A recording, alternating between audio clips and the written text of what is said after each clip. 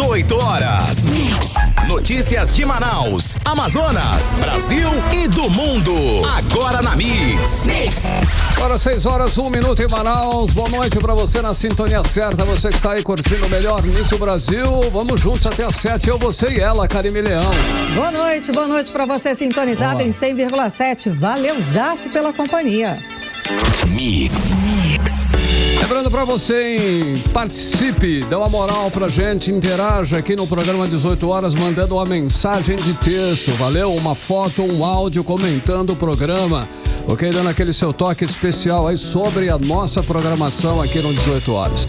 Nosso WhatsApp é o 994887592, valendo aí a sua participação. E detalhem, a primeira pessoa que ligar, a primeira participação, tá levando aí um par de ingressos para os cinemas do grupo UCI, ok? Então participe pelo WhatsApp e fature um par de ingressos para os cinemas. E as 3 pessoas que pararem aqui na Rádio Novidade agora leva um par de ingressos front stage, inclusive, para o show Trap na Veia. O show é o Trap na Veia e valendo um par de ingressos front stage para você, tá certo? Com as atrações nacionais aí, confira MC Caveirinha e Bielzinho, que acontece sábado agora, então você pode participar dessa festa participando aqui conosco no 18 horas, parando aqui na Rádio Novidade, na Rua Fortaleza 585, Adrianópolis, hein, Karime? As 3 primeiras pessoas que pararem agora aqui na porta da Rádio Mix, na Rua Fortaleza 585, no Adrianópolis, leva os ingressos. Ligue e participe. Mix. Olha só, começando o programa 18 horas com os destaques de hoje. Nova denúncia da saúde, desta vez vídeos mostram pessoas lanchando no meio dos pacientes. Corpo de Bombeiros do Amazonas instala sala para ampliar o monitoramento dos incêndios no estado. Bancada do Amazonas em Brasília denuncia o IBAMA por crime ambiental. Hora 6:03, você no melhor Mix do Brasil. Vamos juntos até às 7, hein? Levando aí a melhor programação de Manaus, os destaques do dia pra você no ar. Mais uma edição do 18 horas. Tudo isso até às 7 da noite no melhor Mix do Brasil. Sexta-feira, 15 de fevereiro de 2023 no ar. 18 horas. Sextou, hein? Inclusive sextou com uma ótima notícia, que é a seguinte: a Universidade Federal do Amazonas, a nossa UFAM, antiga UA, né? Subiu 106 lugares no ranking das melhores universidades da América Latina e Caribe, Karine. Então, agora a UFAM ocupa a posição número 144 no ranking realizado pela consultoria britânica QS, uma das avaliadoras do ensino superior mais referenciadas do mundo. Olha só, o resultado aponta para a melhoria dos índices que têm relação direta com a internacionalização e a pesquisa, também para a ótima qualificação dos docentes, o alcance e a visibilidade da instituição dentro da rede mundial de computadores. Os dados pretendem orientar também aqueles estudantes que ainda não escolheram uma universidade. Dessa forma, as potencialidades citadas como critérios no ranking ajudariam nessa escolha. Parabéns, é claro, a todos que fazem da UFAM uma grande e respeitada universidade. Mix. Olha só, e bagunçou geral nas unidades de saúde do governo do estado. Não bastassem os profissionais terceirizados com salários atrasados, falta de medicamentos, filas intermináveis para consultas e cirurgias. Agora, olha só, os espaços das enfermarias do Hospital Pronto Socorro 28 de agosto foram transformadas, acreditem, em praça de alimentação. Virou feira, gente. Virou uma bagunça. Coxinha, x-salada, suco de cupuaçu, pasmem, tudo é permitido no ambiente hospitalar. Meu Deus, a que pontos chegou a saúde pública do estado do Amazonas, colocando em risco de contaminação os pacientes. Uma falta de respeito completa e que mostra o abandono em que se encontra a saúde pública do estado. Olha, vários vídeos, inclusive, mostrando esse descaso, esse desleixo total, essa falta de respeito do governo do estado com a população, estão circulando direto nas redes sociais. É uma verdadeira feira livre, tá? Com o pessoal se alimentando entre as macas dos pacientes. anos. Um lugar que deveria ser de extrema limpeza virou um ponto de lanchonete sem qualquer preocupação com a saúde de quem está ali internado. Levar comida, gente, para um doente internado, todo mundo sabe, é proibido, porque representa um risco para a saúde do paciente e dos outros que estão ali por perto, né? Além de aumentar, é claro, as chances de uma infecção hospitalar. Já existe, inclusive, uma lei proibindo esse comércio, esse leve e traz de alimentos dentro dos hospitais. Na área federal não é permitida a entrada de alimentos e bebidas no hospital, bem como é proibido transportar alimentos preparados no hospital para fora da instituição.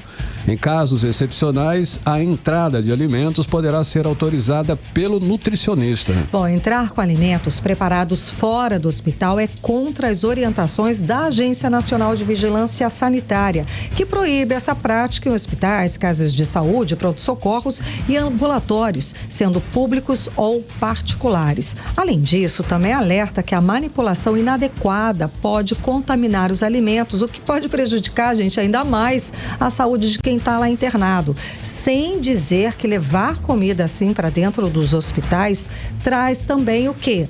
Pode trazer insetos, roedores nos quartos. E isso é claro, porque fica aquele entulho, aquele resto de alimento ali. Você não joga fora direito, mistura tudo, gente, é uma imundície só, né? E as imagens mostram que não há nenhum cuidado nas exposições dos alimentos. Um vídeo mostra, inclusive, um vendedor ambulante colocando 2 caixas de papelão cheias de lanches em cima de uma maca. É um absurdo, ou não é? Bom, esse fato mostra que o protocolo de prevenção de infecção hospitalar foi jogado no lixo pelos administradores do Hospital e Pronto-Socorro 28 de agosto. É um ambiente perfeito para a proliferação de superbactérias de contaminação que podem levar a complicações do quadro do paciente e até mesmo a morte. É verdade, e a Secretaria de Saúde do Estado simplesmente ignora esses caos, esses fatos que estão ali, cara na cara. Essa pouca vergonha, isso só demonstra que a saúde não é prioridade do governo Wilson Lima. Se levassem realmente a sério, hoje mesmo fariam uma intervenção urgente e proibiam esse comércio dentro das unidades de saúde. Mas o que fazem, ignoram, como se nada de errado estivesse por ali acontecendo dentro de um dos maiores hospitais do estado, e é hora de um basta já, né? 18 horas. Olha, e hoje teve operação da Polícia Federal em Manaus, desta vez para prender um homem por crime de armazenamento de material contendo abuso infanto-juvenil. O repórter André Meirelles está ao vivo aqui com a gente. Ele acompanhou essa operação que leva o nome Meu Nome Não é Ana e traz mais notícias, as atualizações desta operação aqui pra gente. Muito boa noite, André. Então, o homem preso hoje também investigado pelo crime de extorsão sexual. Explica pra gente esses 2 crimes, André. Boa noite. Exatamente. Muito boa noite, Karime. Boa noite, Carlão. Boa noite também a todos vocês que nos acompanham. Isso mesmo, a Polícia Federal ela realizou na manhã de hoje, né, a operação Meu Nome Não é Ana. Isso para cumprir o mandado de busca e apreensão contra um homem. Ele também é investigado pelo crime de extorsão sexual. Ele foi preso aí com conteúdo de abuso infantil. O resultado da denúncia foi realizado aí por meio da cooperação de organização internacional. As investigações revelaram que o investigado enganava as vítimas na internet se passando por uma criança. Inclusive, assim que ele conseguiu os conteúdos dessas crianças, ele chegava a ameaçar elas se elas não fizessem outros conteúdos, ele ameaçava expor. E aí agora ele foi preso e se condenado aí, ele vai, né, cumprir pena que alcança aí 10 anos de reclusão.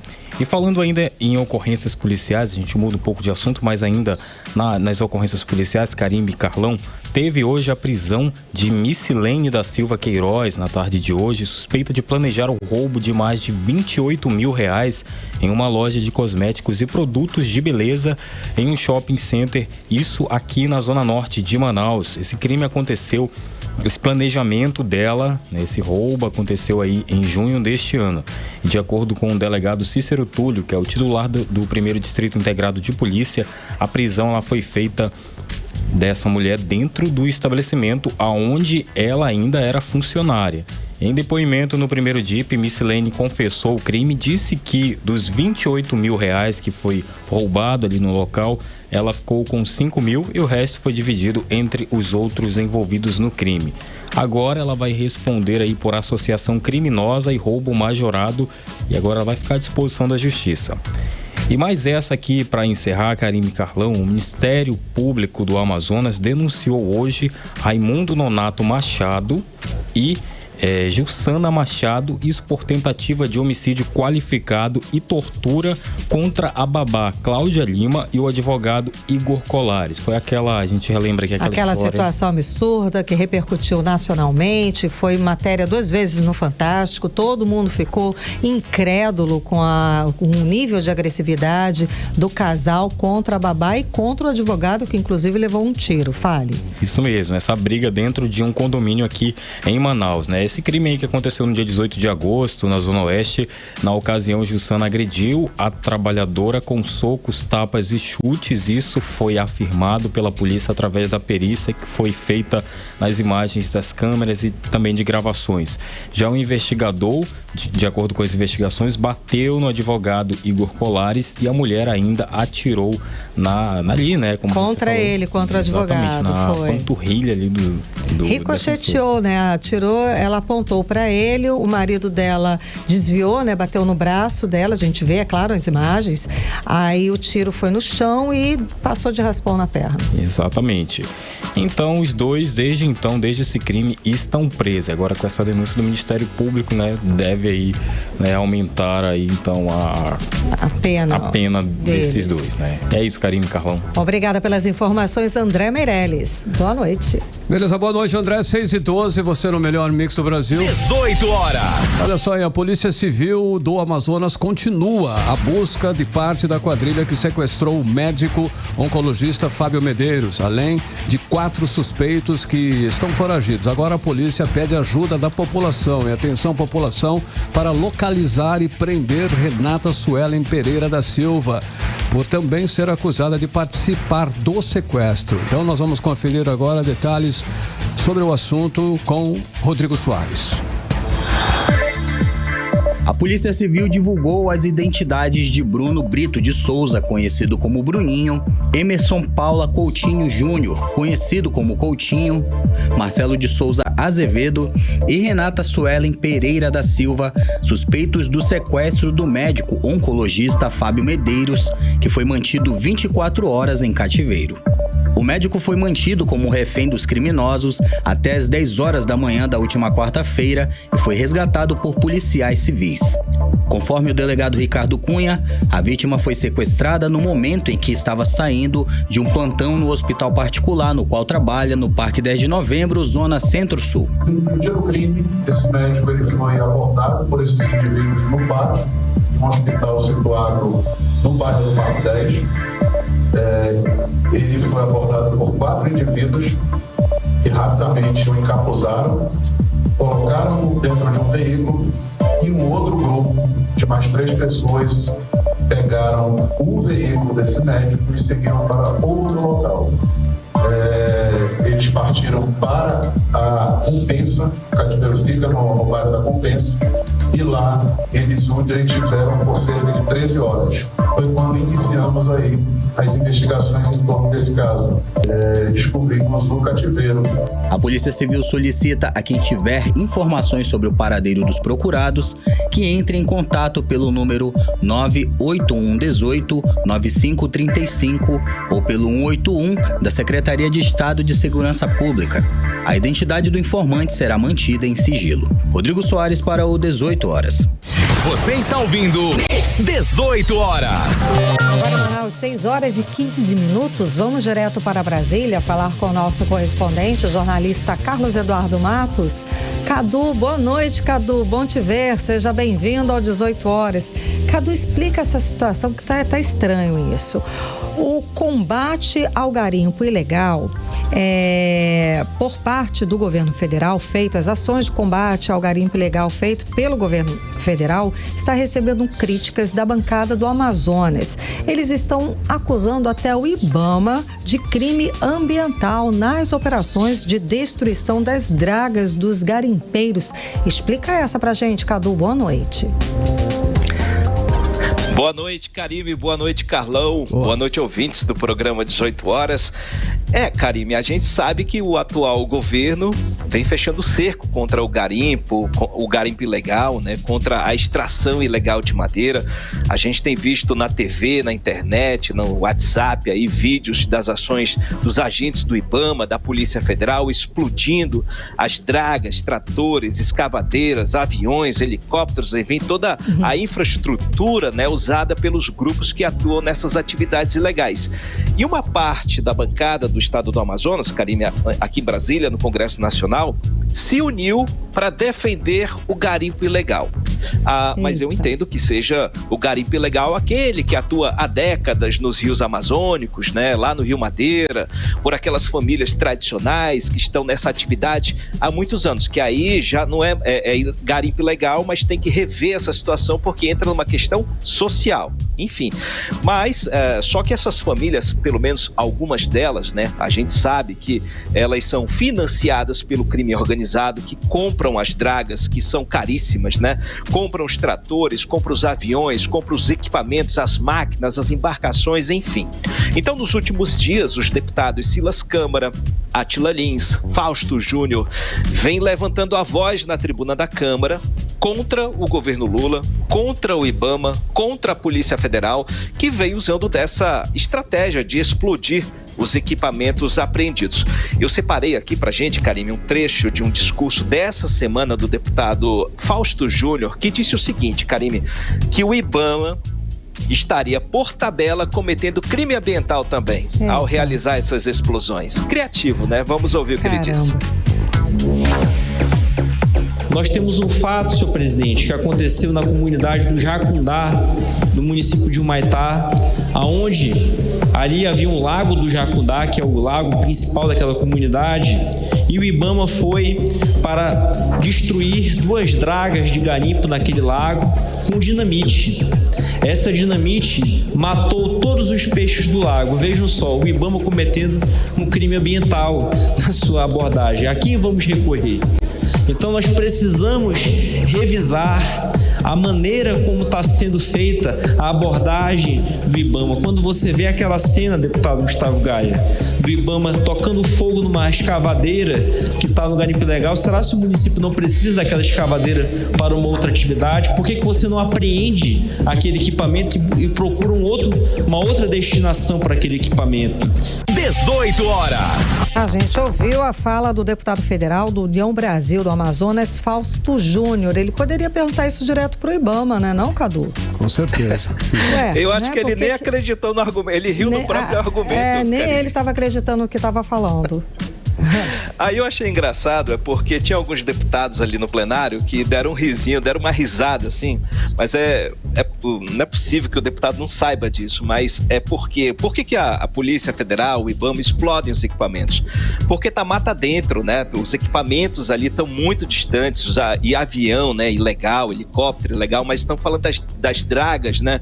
Não dá para utilizar. A prefeitura vai utilizar? Tem um deputado do estado de Roraima, inclusive o site do 18 Horas publicou isso aí, que tem um deputado do estado de Roraima que apresentou um projeto de lei que pede que alguns equipamentos sejam utilizados pelas prefeituras, pelo estado, ou seja, após a apreensão, o processo de tomada desse equipamento, ele seja entregue à prefeitura.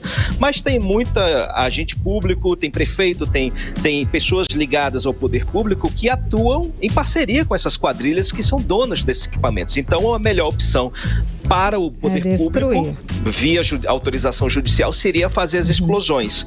Então o deputado meio que se enrolou ali, apresentou um argumento acachapante, mas ele fez o argumento dele e ele faz parte dessa turma formada aí por Silas Câmara, Átila Lins, Fausto Júnior, os 3 deputados que vêm atuando em defesa do garimpo ilegal.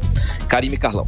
Ricardo, olha só, o deputado federal Amon Mandel, aqui do Amazonas, fechou questão e decidiu ficar no Cidadania realmente, mesmo após aí a mudança no comando do partido. Confere, Cadu.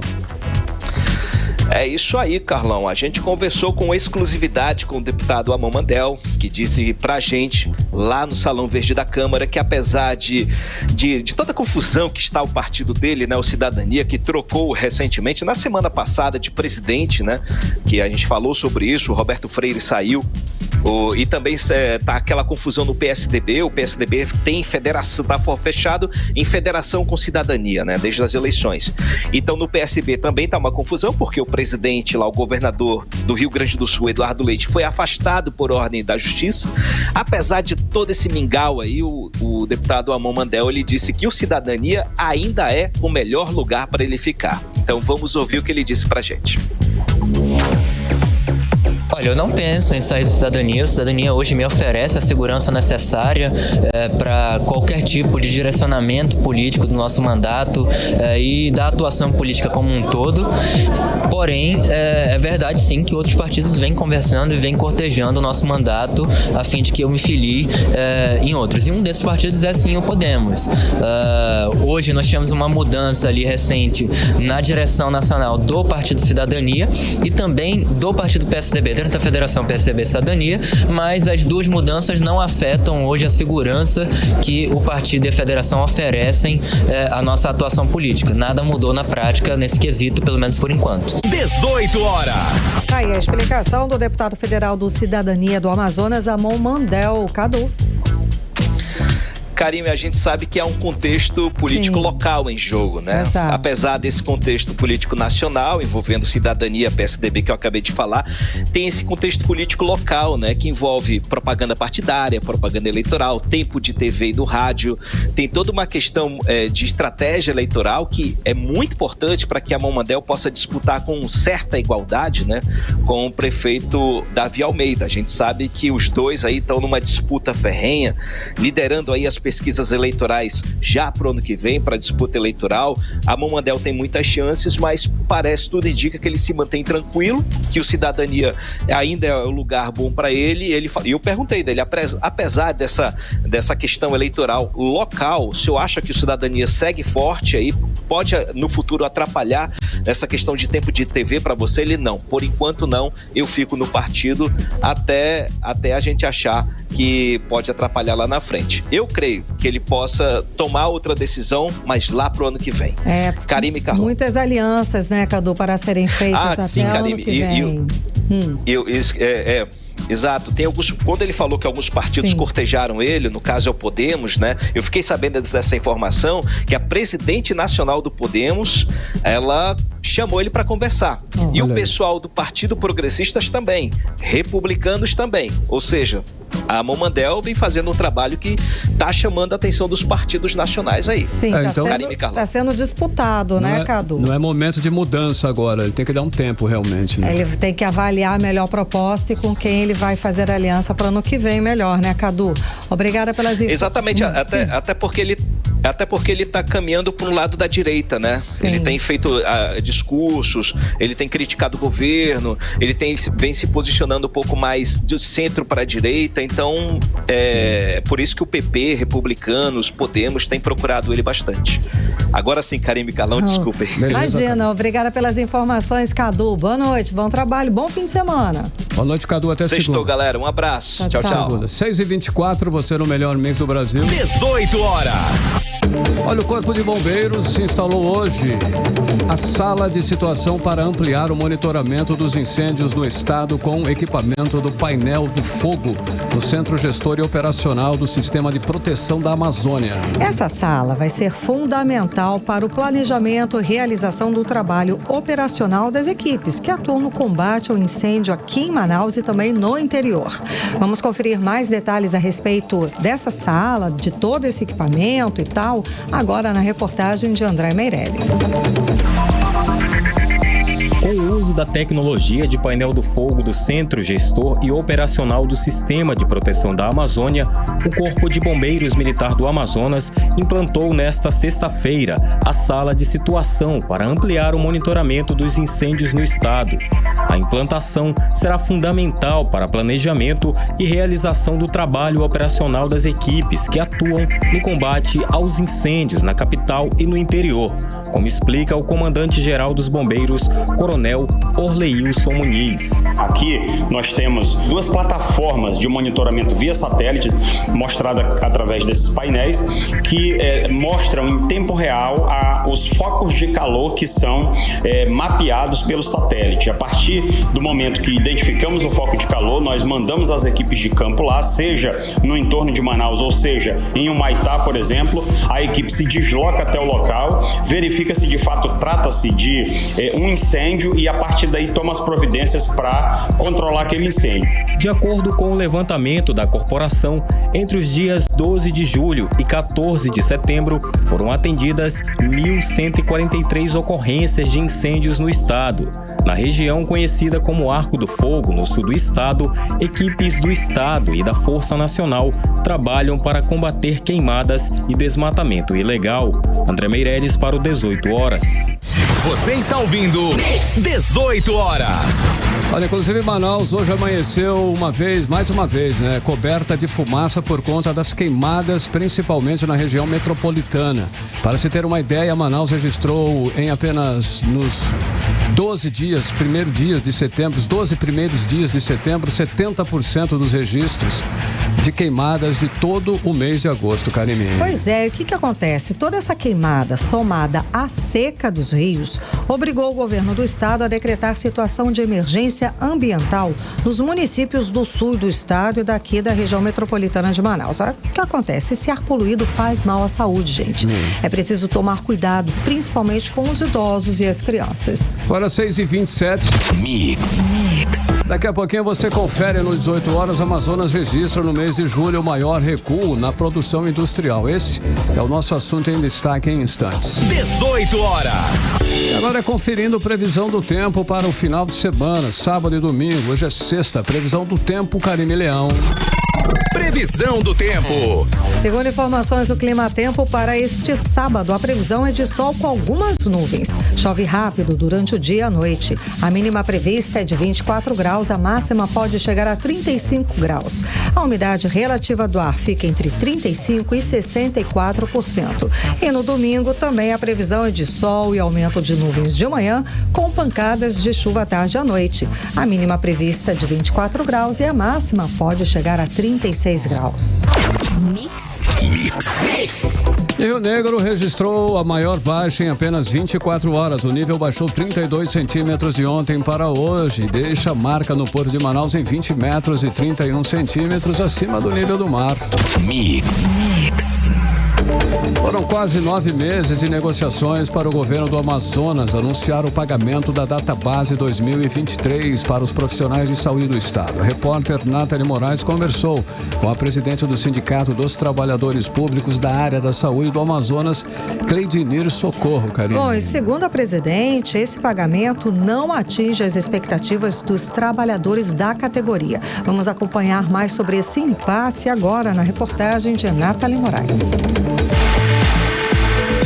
Depois de 9 meses de negociações, o governo do estado anunciou o pagamento da Database 2023 para os profissionais de saúde aqui no estado. Será pago um percentual de 4,18%, retroativo ao mês de maio, aos servidores estaduais na área da saúde. A presidente do Sindicato dos Trabalhadores na área, Cleidinir do Socorro, participou das negociações e afirmou que o pagamento do governo do Amazonas não atinge a expectativa dos trabalhadores da área da saúde, já que o governo segue devendo esses profissionais. Começou início desse ano, intensificou a partir de abril e fechou ontem, né? Com o governo do estado, 14 de setembro, foi fechado ontem, mas só para enfatizar, não era a expectativa das entidades sindicais e nem da classe trabalhadora, né, da área da saúde, até porque o estado nos deve para os servidores públicos da saúde um valor de 16,89, né? Que era as 2 databases, agora reduziu os 4,18, ficou 12,90. até 13, né? Que é para a gente continuar as negociações. Espero sanar essa dívida anterior, né? Que é a de 2022. No ano de 2024, nós esperamos isso. Ele alega, a equipe do governo e o próprio governo alega o decreto, né? Que redução de gasto até dezembro.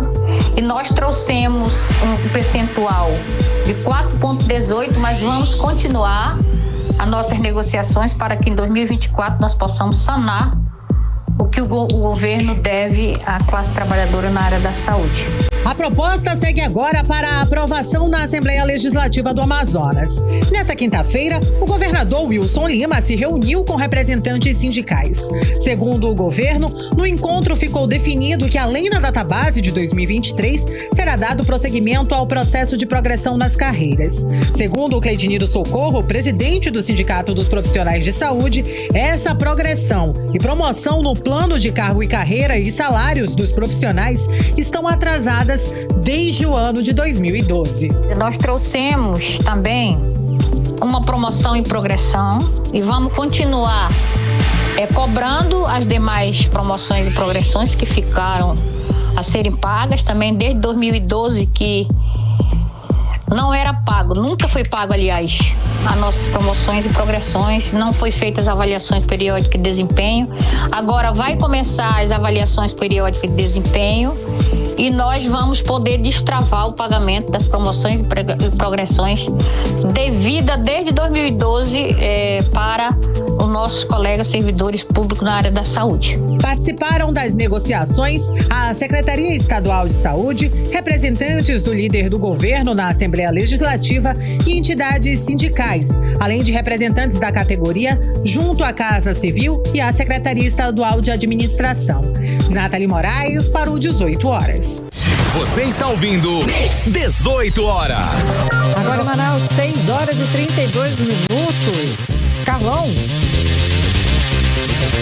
6 horas e 32 minutos, Karime, chegou a hora de nós conferirmos aí os bastidores da política amazonense. A Cíntia Blink já está na área, Karime. Exatamente. Então, Cíntia, o assunto da semana foi o caso do promotor de justiça, Valber Nascimento, aquele que virou notícia nacional, inclusive, ao comparar a advogada Catarina Estrela a uma cadela. Bom, Cíntia, você conversou, né, com 2 advogadas para saber as dificuldades, os perrengues, o que as mulheres ainda hoje passam no ambiente que, por incrível que pareça, ainda é machista, né, Cíntia? Conta pra gente. Deixa eu te contar que, na verdade, eu falei com uma advogada. Porque, ao vivo tem dessas coisas às vezes, né? Sem problema. Mas eu falei com uma advogada que é uma referência no direito eleitoral, isso é indiscutível. Eu falei com Maria Benigno. E eu perguntei pra ela, como que é ser mulher e advogada? Requer algum comportamento ali diferente dos homens, né, que advogam? O que uma mulher tem? Qual que é a cartilha que uma mulher deve seguir que para um homem ele não precisa observar? Vamos ver o que ela contou pra gente.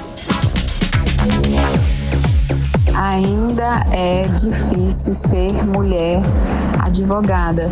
Eu lembro que há uns 10 anos atrás era uma pergunta frequente para mim, né? Se eu sentia algum tipo de machismo ao exercer minha profissão. E eu dizia que não, que nunca tinha sido vítima de machismo, nem por parte de juiz, nem de Ministério Público, muito menos dos meus colegas advogados. Mas hoje eu, olhando, né, em retrospectiva, eu considero que, na verdade, eu não tinha compreensão do que efetivamente era um tratamento diferenciado por eu ser mulher. É porque é tão naturalizado, é tão comum que a gente acha que uma brincadeira ou um tratamento diferenciado faz parte, né, da nossa cultura e da nossa sociedade. Então, hoje, com a compreensão que eu tenho, depois de ter tido uma filha e entender muita coisa, até mesmo pensar numa sociedade melhor para ela, eu vejo que ainda é, sim, difícil. e requer, inclusive isso é um comentário comum entre nós mulheres, é que a gente não tem as mesmas facilidades que os homens têm. E aí eu explico por quê. No mundo jurídico, né, nas carreiras jurídicas, hoje a advocacia é formada por mais mulheres do que homens, mas no judiciário, não precisa nem de pesquisa, né, você vê que a maioria né, de desembargadores, ministros, ainda é de homens. Já tem muita mulher no primeiro grau. No Ministério Público é a mesma coisa. No primeiro grau, né, na primeira instância ou na primeira entrância, como eles falam, ainda já tem assim, um número significativo de mulheres, mas nós mulheres que atuamos em todos os níveis, nós já somos maioria de advogados. E o que acontece? Para falar com o juiz, com o Ministério Público, quanto mais intimidade, proximidade, conhecimento, né, até mesmo se olhar, falar de futebol ou dizer que vai mais tarde parar para tomar um chopp, um happy hour ou marcar uma partida de futebol, é muito mais fácil para os homens, e a gente sente muito essa dificuldade, porque a gente percebe que os homens, eles jogam futebol, eles se encontram em restaurantes, em happy hours, e as mulheres, se você vê uma mulher nesse meio, a primeira coisa que vão pensar é: o que essa mulher está fazendo ali? Ela está se relacionando com quem? Ela é mulher ou amante de quem? Então, assim, a gente tem esse início de dificuldade, né? Então, a gente requer, aliás, a gente precisa de outras formas, né, de aproximação, e é por isso que as mulheres, assim, elas cada vez mais têm se mostrado mais técnicas e com maior formação, porque eu acredito que essa é uma forma que as mulheres encontram e buscam e veem como a única saída para conseguir superar, né, as facilidades que os homens têm com os homens, né, os advogados homens com juízes, promotores, ministros e as autoridades em geral. 18 horas. Então é isso, nós ouvimos a advogada Maria Benigno e eu trouxe ela porque nós já tínhamos falado sobre ela aqui há um tempo, não tem tanto tempo assim, mas é porque o Tribunal Regional Eleitoral do Amazonas, na hora de fazer a lista tríplice ali do OAB, né, para ver quem seria o novo titular, o nome de Maria Benigno chegou a concorrer e ela claramente tinha um currículo e uma experiência, são mais de 15 anos, especialista em direito eleitoral. Ainda assim, ela foi preterida, ela não foi escolhida para participar dessa lista tríplice, ela não pôde concorrer para chegar aí a esse cargo. Não é a primeira vez que isso acontece, e isso causou um estranhamento no meio do jurídico.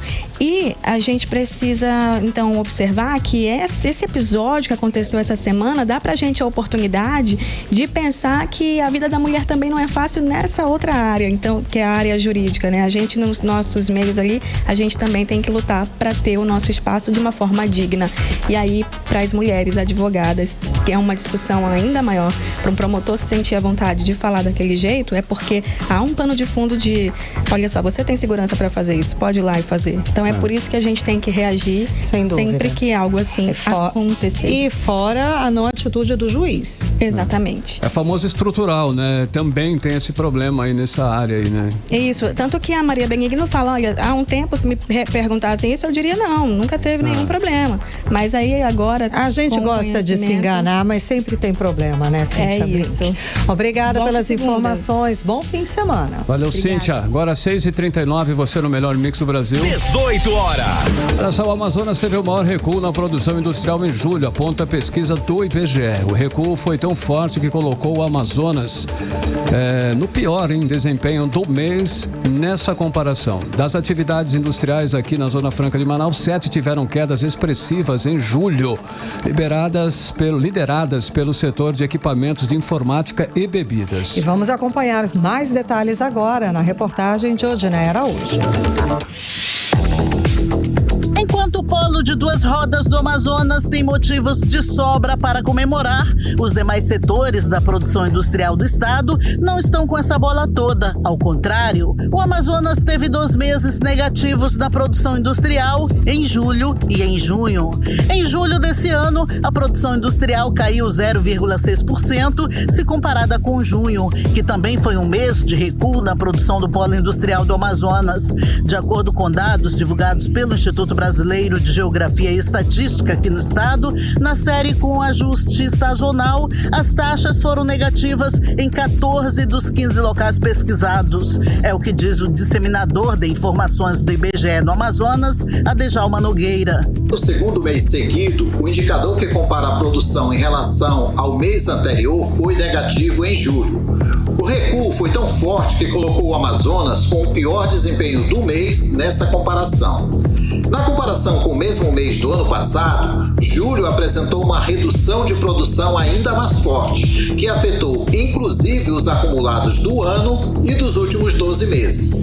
O acumulado de 2023 ainda está positivo, ao ponto de colocar o estado com a segunda melhor performance nacional. Mas se as quedas continuarem, de acordo com Adjalma Nogueira, disseminador de informações do IBGE no Amazonas, a produção industrial do estado poderá entrar no pior cenário já visto, inclusive entre setores que sempre foram orgulho na produção, como o setor de informática. Se houver mais reduções de produção nos próximos meses, logo poderá ser zerada ou até mesmo ficar negativa. Das 11 atividades industriais, 7 tiveram quedas expressivas em julho, lideradas pela fabricação de equipamentos de informática e pela fabricação de bebidas. O resultado da média móvel trimestral não deixa margem para otimismo quanto à próxima divulgação. O 18 Horas tentou ouvir as entidades que representam as indústrias no estado, mas tanto a FIEAM, Federação da Indústria, quanto o CIEAM, Centro da Indústria do Amazonas, não enviaram resposta até o fechamento da reportagem. Na comparação do desempenho da indústria de todo o país esse ano, as quedas mais intensas foram no Amazonas, menos 8,8%, Bahia, menos 6% e Pará, menos 4,4%. Mas também houve queda na produção industrial do Espírito Santo, Santa Catarina, Paraná, Mato Grosso, Minas Gerais e Rio de Janeiro. Em todos esses estados, a queda foi maior que na média nacional registrada em 0,6%. A única alta da indústria foi registrada no Ceará, com 1,2% a mais de produção em julho. Odinaia Araújo para o 18 Horas. Você está ouvindo 18 Horas. Agora em Manaus, 6 horas e 42 minutos. Vamos para a nossa entrevista do dia, que hoje é com o deputado federal, capitão Alberto Neto, do Partido Liberal. Muito boa noite, deputado. Seja bem-vindo aos estúdios da Mix, aqui no 18 Horas. Tudo bem? Tudo bem, boa noite. É sempre um prazer estar aqui na Rádio Mix. Mandar um abraço para a população de Manaus que está nos ouvindo agora, está no trânsito. E hoje é sexta-feira, né? Todo mundo no trânsito, todo mundo sai de carro, né? Tá todo mundo de carro hoje. Exato. Deputado, a Câmara acaba de aprovar a chamada mini-reforma eleitoral, que afrouxa as regras e facilita o uso do Caixa 2 e alivia as punições políticas. O senhor foi um dos que votou a favor. O senhor explica pra gente, conta pra gente o contexto desse voto a favor? Sim, a gente tem que cuidar sobre as narrativas. Sim. Não é que afrouxe as regras, é que ela ajusta as regras existentes que estavam dando problema via judicial. Vou dar alguns exemplos pra gente entender. Você contratava uma empresa para fazer um determinado serviço na campanha. Pelo Código Eleitoral, você tinha que ter acesso a todos os funcionários daquela empresa terceirizada e para poder fazer a prestação de contas. Era algo inviável, que muitas vezes o candidato era punido por causa disso, e você tinha que pagar uma multa. Então foram correções, pegando a experiência dos processos judiciais, mas nada que envolva algo ilícito, nada que envolva trabalhar com dinheiro público de maneira equivocada. Não, era apenas de maneira irregular. Foi apenas uma maior transparência e acabar com, desburocratizar, na verdade, era uma desburocratização da prestação de contas eleitoral. Mas em nenhum momento nós tivemos a intenção de tornar o processo mais oculto, menos transparente. Não, a transparência continua. Foram problemas de campanhas anteriores que nós fizemos um apanhado, problemas judiciais, e junto com o judiciário nós verificamos que precisava algum ajuste, porque é isso, a sociedade dinâmica. Então, devido a alguns conflitos judiciários, nós fizemos algumas correções, apenas isso. Tiveram até algumas narrativas hoje que eu fiquei impressionado. Estavam falando hoje que a mini reforma estava atacando as mulheres, né? E muito pelo contrário, nós estamos, na verdade, regulamentando a posição da mulher. Inclusive, está sendo feita uma negociação para que a mulher tenha vaga cativa.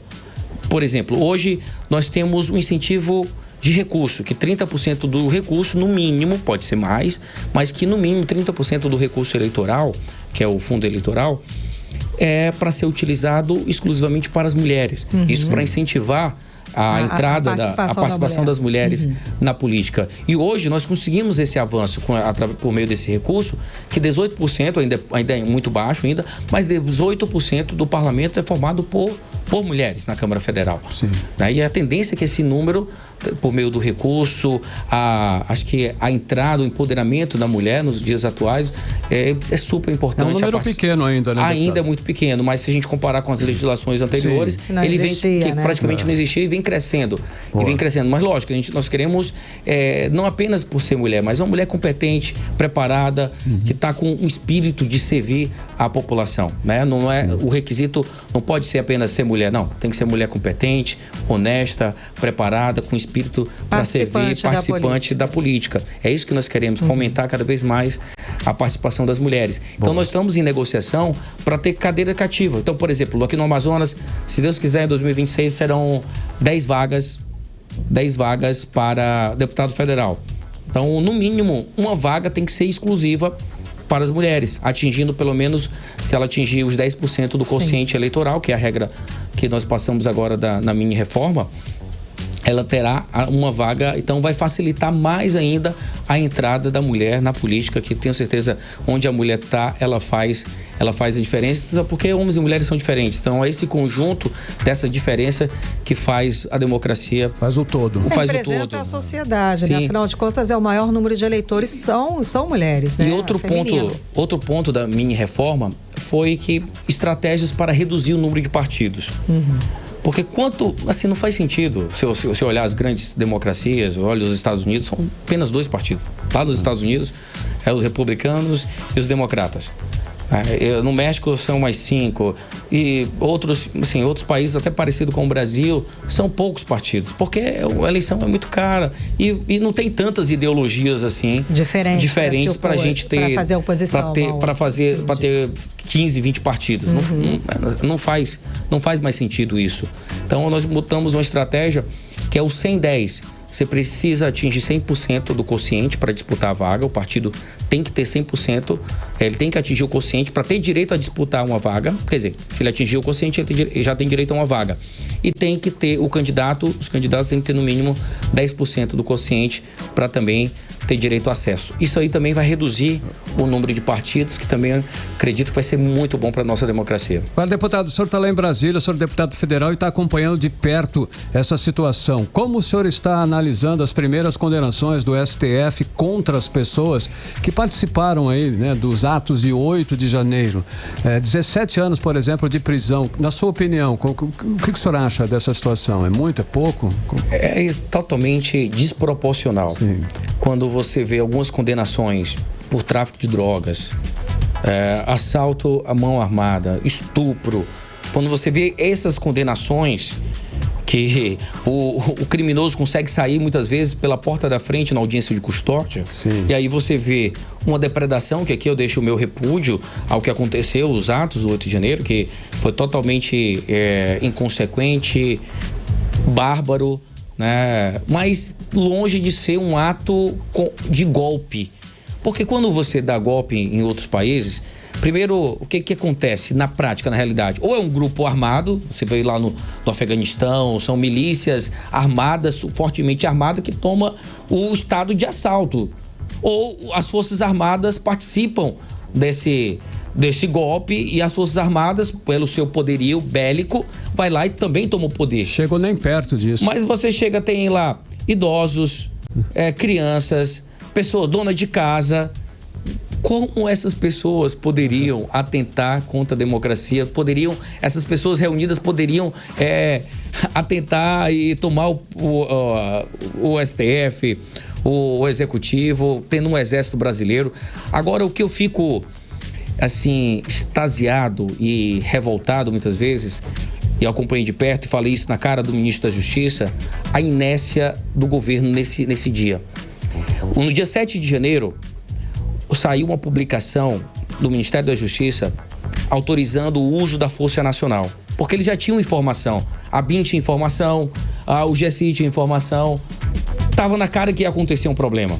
Que existia, foi uma eleição muito acirrada, teve uma interferência muito grande do STF, muita gente estava com o sangue, assim, fervendo, né? Os ânimos estavam muito fortes. Então já tinha um trabalho policial em relação a isso. A BIM tinha feito um belo trabalho e informou as autoridades. Só que as autoridades foram incompetentes. Em nenhum momento o ministro Flávio Dino utilizou a Força Nacional para impedir. O GSI não chamou as Forças Armadas para atuar contra a invasão nos poderes. E isso deixa um ponto de interrogação para a população brasileira. Por que da inércia do governo federal no dia 8 de janeiro? Eu não estou falando que as pessoas não precisam ser punidas, sim, mas a desproporcionalidade é gritante. Você condenar uma dona de casa, você condenar um motorista de ônibus, alguém que estava, de repente mal influenciado, há 17 anos, enquanto estupradores, traficantes, assassinos estão aí soltos pela liberdade de custódia, de uma justiça lenta que quem tem dinheiro não consegue ser condenado nesse país, infelizmente, ele consegue protelar e paga uma fiança e sai pela porta da frente. É um absurdo que não tem tamanho essa decisão do STF, e principalmente do ministro Alexandre Moraes, em especial. Vou deixar esse comentário aqui, que ele tem feito no inquérito das milícias digitais. É algo que repugnante dentro do nosso processo jurídico, dentro do ordenamento jurídico brasileiro. Não cabe ele praticamente é o carrasco. Ele investiga, ele manda prender, ele manda soltar, ele condena, ele dá a punição. É um verdadeiro absurdo jurídico que está acontecendo nos dias atuais. Isso sim é uma verdadeira ditadura. Sempre a esquerda falou muito contra a ditadura, mas estão se calando pela ditadura do judiciário. Hoje é a direita. Amanhã pode ser os políticos da esquerda sofrendo esses horrores, principalmente do STF. Ok, deputado, muitíssimo obrigada pela sua participação, pela sua presença, falando mais sobre o assunto tão em voga, tão polêmico que está acontecendo agora. Muitíssimo obrigada. Olha, foi um prazer estar na Rádio Mix. Eu queria deixar uma mensagem, conseguimos para os professores. Ah, boa. Eu já fui professor, comecei minha carreira dando aula de matemática. Eu sei como é difícil ser professor no nosso país, é uma tarefa assim nobre, mas muito árdua. Então, muitos professores acabam tendo outros concursos. Só que a Constituição limita o professor, ele pode até acumular outro cargo que seja ou de natureza de professor ou de natureza técnica, se ele for um cientista, por exemplo. Só que muitas vezes você é professor e passa em outro concurso administrativo. Você é professor lá de Itacoatiara, aí você tem a oportunidade de trabalhar na prefeitura num concurso que é só pela manhã e tu dá aula no estado à noite. Hoje a Constituição veda. E eu fiz uma emenda à Constituição, nós estamos modificando isso e a partir, logo, o presidente da Casa, Arthur Lira, autorizou a comissão especial, vai ser instalada nessa quarta-feira e nós vamos aprovar essa mudança na Constituição. É um projeto de minha autoria que vai beneficiar os professores do Brasil todo, até todos os servidores que quiser ser professor também agora vão ter essa oportunidade, desde que haja compatibilidade de horário. E somar aí para a renda familiar que é tão necessária. É tão necessário, né? É muito bom ganhar bem, né? Então, o professor ganhando melhor, ele vai se dedicar mais, ele vai se aperfeiçoar. Todo mundo ganha, né? Na área vai ter da mais educação. qualidade de vida, com certeza. Tá ótimo. Parabéns e muitíssimo obrigada pela sua presença aqui conversando com a gente no 18 horas. É sempre um prazer estar na Rádio Mix. Um abraço e um bom fim de semana a todos. Para você também. Boa noite, deputado. 18 horas. Conversamos com o deputado federal, capitão Alberto Neto, do Partido Liberal. Carimilhão, lembrando aí que você sempre pode participar pelo nosso WhatsApp, que é o 994887592. Exatamente. Vamos conferir as mensagens e quem participou e ganhou um par de ingressos para os cinemas do grupo UCI foi o Naironis Pereira, do Jorge Teixeira, que comentou: a nossa cidade é tão linda, mas estamos cansados de tanta violência. Esses sequestros mostram o quanto os criminosos estão sem medo. E continuando aí com as participações, o Leno Nogueira, do Jardim Versalhes, mandou mensagem dizendo: boa noite, Carlão e Karime. Adoro 18 horas. Boa. Valeu. Cássio Santos, da Praça 14, comentou: Karime e Carlão, boa noite. Muito calor em Manaus. Põe calor nisso, hein? Quente. E a Eliane Macedo, do Centro, mandou mensagem dizendo: boa noite, 18 horas, sextou, adoro ficar informada todos os dias. 18 horas. 18 horas. Agora, Giro Esportivo com Cid Soares. Alô, Cid Soares, boa noite. Boa, tudo certo? Certo. Bom, a gente tem uma programação bem legal para esse fim de semana, hein? Olha, vou começar aqui com essa contenda, né? O Superior Tribunal de Justiça Desportiva suspendeu preventivamente por 30 dias o presidente do Amazonas, Wesley Couto, e o gerente de futebol do clube, Frank Bernardo. Os dois foram flagrados dando socos no preparador físico e também em um atleta do Paysandu no último sábado. E a decisão partiu do presidente do STJD, José Perdiz. O documento oficial foi publicado ontem à noite no site do Superior Tribunal Desportivo. E a trajetória de Neymar no futebol saudita começou para valer nesta sexta-feira, contratação mais cara da história no país. O atacante saiu do banco e estreou pelo Al Hilal contra o Al Riyadh pela sexta rodada da Liga Nacional. Camisa 10 foi colocada em campo pelo técnico Jorge Jesus aos 17 minutos do segundo tempo, substituindo Michael, que é o ex-Flamengo e Goiás. Em um de seus primeiros toques de bola, o craque já deu um bom passe para Malcolm, no lance que originou o terceiro gol da equipe, marcado por Aldassuar. Aos 33 da segunda etapa, Neymar disparou aí no campo de ataque e deu uma assistência para o gol de Malcolm. Na última data FIFA, Neymar ultrapassou Pelé e se tornou o maior artilheiro da história da seleção. O feito foi festejado pela maior torcida da Arábia Saudita no primeiro jogo do craque brasileiro no país. Nas arquibancadas do rei Fahd, foi estendido aí um bandeirão com a foto do Neymar e a frase: maior artilheiro da história do Brasil. Uma comemoração lá, que a gente não tem muito que fazer. Pois é, né? Nem vou jogar tantos confetes assim, porque até comparar um com o outro não dá, né, Cid? Uma história, o cara é o rei, e o outro, ele é só o menino Ney. É o menino Ney.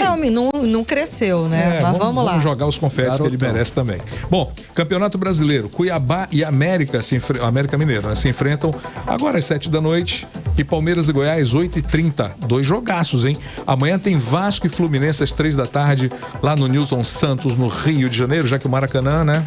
Closed. Bom, a final da Copa do Brasil tá fechada. Final da Copa do Brasil, domingão. Prepara coração aí, porque vem São Paulo e Flamengo, domingo, 3 da tarde, Maracanã.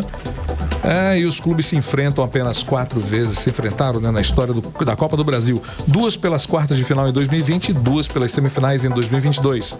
E a cidade de Manaus está se preparando para uma provável festa rubro-negra. Uau! Porque se for igualar, né, o que aconteceu ano passado com o Flamengo campeão da Copa do Brasil. Vamos ver se rola de novo. É isso, meninos. Estamos torcendo para isso, claro, né, Cid Soares? Sim, estarei na torcida fervorosa. Valeu? Obrigada pelas informações, Cid Soares. Boa noite, bom fim de semana. Até amanhã, bom fim de semana. Até amanhã não, até segunda. Até segunda. Bom final de semana pra você, Cid. 6h59 praticamente, você no melhor mix do Brasil. 18 horas. E seguimos direto para o Editorial 18 horas. Editorial 18 horas. As autoridades brasileiras devem repensar a destruição dos caros equipamentos apreendidos com o garimpo ilegal. O motivo é a questão ambiental. A destruição com incêndios está deixando um rastro de poluição em muitos lugares. O outro motivo é econômico e social. Estão sendo destruídas máquinas como pá carregadeira, retroescavadeiras, motores, geradores de energia, balsas e barcos. São recursos que podem ser aproveitados de muitas formas nas comunidades pobres do interior. As balsas e dragas poderiam virar portos, por exemplo. As máquinas retroescavadeiras para cavar poços, tanques para peixes, pequenas redes de esgoto. Uma retroescavadeira é muito útil na abertura de estradas e construção de pontes. É simples assim. A destruição de tantos recursos não combina com uma região que tanto precisa de infraestrutura para facilitar a vida de seus cidadãos. 18 horas. 7 em ponto, Karime, finalizando mais uma edição do 18 horas. Até segunda. Boa noite. Boa noite. Você ouviu 18 horas.